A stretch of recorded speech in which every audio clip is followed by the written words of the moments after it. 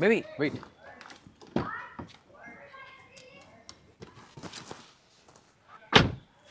ఏదో ఏదో అయిపోతుంది.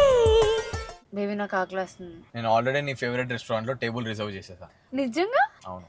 ఏదనో ఏదో మొదలయ్యింది. హలో.